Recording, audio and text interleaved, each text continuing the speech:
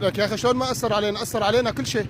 هل من المعقول نحن مواطنين يعني معقول ان رواتب في البنوك او ان مثلا دخل خارجي لحتى يعني سياده الوزير عم يرفع الاسعار كلياتها؟ باي منطق هو اليوم عدم المؤاخذه مأمن حياته ومأمن اولاده في معيشه، ونحن اليوم انا كبياع قهوه اليوم انا بمشي باليوم اكثر من 20 كيلو عجريه مشان جيب قوت لاولادي، بتفاجئ ثاني يوم انه الاسعار كلها مرتفعه. اي دين هذا؟ بأنه دينا انت عم ترفع الاسعار يا سياده الوزير او للحكومه عم ترفعوا الاسعار؟ اشو ملاقين عند الشعب؟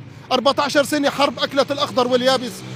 انا صار لي 7 سنوات عايش بخيمه، 7 سنين ويا دوب عم نحصل قوت يومنا مشان ما نمد ايدنا غير لله، وبيجي بشخطه قلم عم بتموت اجيال وبتحيي اجيال.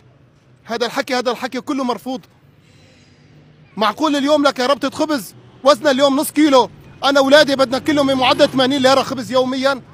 شو انت عم ترفع اسعار بكل المواد الغذائيه؟ اشو في عنا لحتى عم ترفعوا الاسعار خيو؟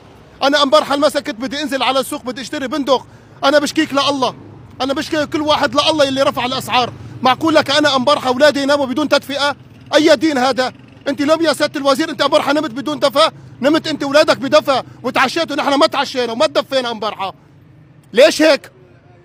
ليش هيك؟ انا اولادي امبارحه لك البرد طعنا في الخيمه، اشو ملاخين عنا لحتى عم ترفعوا الاسعار؟ هل من معقول نحن مثل اوروبا كل واحد له رصيد 800 او 1000 يورو لنروح على الشيفره نقبض؟ ما احنا ما عندنا غير الله وصحتنا وعافيتنا.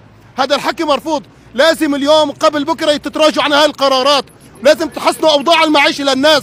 حاج كفى، حاجي كفى لهون، وحاج 14 سنه اذا سمحت، 14 سنه حرب اكلت اجسادنا كلياتنا من الفقر ومن التعتير.